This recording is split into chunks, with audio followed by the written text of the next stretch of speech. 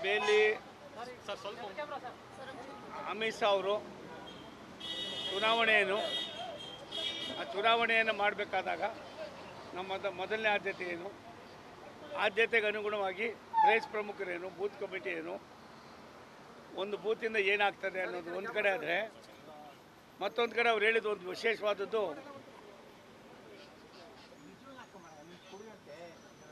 ಆಮ್ ಆದ್ಮಿ ಪಾರ್ಟಿಯವರು ಒಂದು ಟ್ವೀಟ್ ಮಾಡ್ತಾರೆ ಅವ್ರಿಗೆ, ಅಮಿತ್ ಶಾ ಅವರೇ ನೀವು 5 ವರ್ಷದಿಂದ ನಿಮ್ಮ ಕ್ಷೇತ್ರಕ್ಕೆ ಹೋಗಿಲ್ಲ, ಹೆಂಗೆ ನಿಮ್ಗೆ ಓಟ್ ಹಾಕ್ತಾರೆ ಜನ ಅಂತ.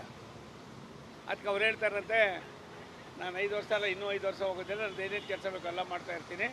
ನನ್ನ ಬೂತ್ ಕಮಿಟಿಲಿ ಇರ್ತಕ್ಕಂಥ ಬೂತ್ ಕಮಿಟಿಯವರು ನನ್ನ ಮತದಾರರು, ಆ ಮತದಾರರಿಗೆ ಯಾವ ರೀತಿ ಸ್ಪಂದಿಸಬೇಕು ಅನ್ನೋದು ನನಗೆ ತುಂಬ ಚೆನ್ನಾಗಿದೆ ಅಂತ ಹೇಳಿ ಇದು ಮಾಡಿದಾಗ ಲಕ್ಷಾಂತರ ಜನ ಅಮಿತ್ ಶಾ ಅವ್ರು ಮಾಡಿರೋ ಕೆಲಸಗಳನ್ನ ವೈರಲ್ ಮಾಡಿ ಮಾಡಿ ಮಾಡಿ ಮಾಡಿ ಅವ್ರಿಗೆ ಒಂದು ರೀತಿ ಜನಗಳಲ್ಲಿ ಪ್ರತಿಯೊಬ್ಬನ ತಲೆಯಲ್ಲೂ ಕೂಡ ಉಳ್ಕೊಂಡಿದೆ ಅನ್ನೋ ಮಾತನ್ನು ತುಂಬ ಗಂಭೀರವಾಗಿ ಹೇಳಿದ್ರು. ರಾಜಕಾರಣ ಅನ್ನೋದು ನಾನು ಯಾವಾಗ ಹೇಳ್ತೀನಿ ನಿಮಗೆ, ನಿಂತ ನೀರಲ್ಲ ಅಂತ ನೀವೆಲ್ಲ ಚುಡಾಯಿಸ್ತೀರ. ಆದರೆ ನಿಂತ ನೀರಲ್ಲ ಅನ್ನೋದಕ್ಕೆ ಅವರ ಒಂದು ಉದಾಹರಣೆ ಇವತ್ತು ನನಗೆ ಭಾರಿ ಇದಾಯಿತು. ನನಗನ್ನಿಸ್ತದೆ 4 ಕೂಡ ಅವರ ಕೆಲವು ಪ್ರಮುಖವಾದ ಕೆಲವು ಹಸ್ತಗಳನ್ನು ಇದನ್ನು ನಾವು ಚಾಲನೆಗೆ ತಗೊಂಡ್ರೆ ಎಲ್ಲವೂ ಕೂಡ ಆಯಿತಾ. ಆದ್ದರಿಂದ ಇದು ಒಂದು ರೀತಿ ಒಳ್ಳೆಯ ಶುಭ ಸೂಚನೆ. ಅಮಿತ್ ಶಾ ಅವರು ನಮ್ಮ ಪಕ್ಷದ ಒಬ್ಬ ನೇತಾರರು,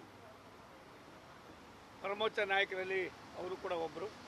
ಹಾಗಾಗಿ ಅವರು ಕೆಲವು ವಿಚಾರಗಳನ್ನು ಹೇಳಿದ್ದಾರೆ, ಅದನ್ನೆಲ್ಲವನ್ನು ಕೂಡ ನಾವು ನಮ್ಮ ಚುನಾವಣೆಯಲ್ಲಿ ಅಳವಡಿಸ್ಕೊಳ್ಳೋ ಪ್ರಾಮಾಣಿಕ ಪ್ರಯತ್ನ ಮಾಡ್ತೀವಿ. ಬಿಡ್ರಯ್ಯೋ, ಸಾವಿರಾರು ಜನ ಇರ್ತಾರೆ, ಅದೇನ್ರಯ್ಯ ಒಂದು ಮಾಧುಸ್ವಾಮಿ ಮಾದಪ್ಪನೇ ನನ್ನ ಜೊತೆಲಿ ಇರಬೇಕಾದ್ರೆ ಮಾಧುಸ್ವಾಮಿ ಏನಪ್ಪ, ಮಲೆ ಮಾದೇಶ್ವರ ನನ್ನ ಜೊತೆಲಿದ್ದಾರೆ, ಪರಮ ಪೂಜಾ ಸಿದ್ಧಗಂಗೆ ಸ್ವಾಮಿಗಳು, ಆದಿಚುಂದ ಸ್ವಾಮಿಗಳು, ಅನೇಕ ಸ್ವಾಮಿಗಳು ಇದ್ದಾರೆ.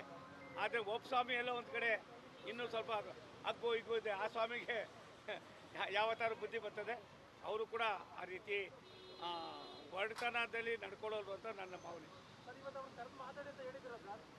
ನಾನು ಅದೇನು ಹೇಳಲಿಲ್ಲ, ನಾನೇ ಅವ್ರ ಹತ್ರ ಮಾತಾಡಿದ್ದೀನಿ ಬೆಳಿಗ್ಗೆ. ನಾನು ಯಾರ ಹತ್ರನೂ ಬಂದು ನನಗೆ ಹಿಂಗಾಗಿದೆ ಹಂಗಾಗಿದೆ ಅಂತ ಹೇಳೋವಂಥ ಸೋಮಣ್ಣ ಅಲ್ಲ, ನಾನೇ ಅವ್ರಿಗೆ ಡೈರೆಕ್ಟಾಗಿ ಮಾತಾಡಿದ್ದೀನಿ. ಅಪ್ಪ ಬರೋದು ಬಿಡೋದು ಬೇರೆ, ಸೋಮಣ್ಣನೇ ನಾನೊಬ್ಬ ಪ್ರಚಾರ ಮಾಡೋದು ನೀನು 500 ಜನ ಬೇಕು, ನೀನು ಸೇರಿ. ಹಾಗಾಗಿ ನನಗೆ ಪ್ರಚಾರ, ಕೆಲಸ, ಕಾರ್ಯ, ದುಡಿಮೆ, ಸಾಮಾನ್ಯ ಜನರ ಜೀವನ, ಅವರ ಒಳ ಭಾವನೆಗಳನ್ನ ಅರ್ಥ ಮಾಡ್ಕೊಳ್ಳೋದು ನನಗಿಂತ ಎಕ್ಸ್ಪೆರಿಮೆಂಟ್ ಯಾರಿಗೂ ಬೇಕು. ನಾನೇ ಒಂದು ಟ್ರೈನಿಂಗ್ ಸೆಂಟರ್ ಮಾಡಿದ್ದೀನಿ. ಹಾಗಾಗಿ ನೀನು ಬಂದು ಸೇರ್ಕೊಬೋದು, ಯಾರು ಬೇಕಿದ್ರು ಸೇರ್ಕೊಬೋದು. ಒಂದು ಸತ್ಯ, ತುಂಬ ಬಲವಂತ ಮಾಡಿ ನಾವು ಯಾರಿಗೂ ಕೂಡ ಜೀವನ ನನ್ನ ರಾಜಕಾರಣದ ಬೆಳೆ ಬೇಯಿಸ್ಕೊಳ್ಳೋದಲ್ಲ. Thank you sir.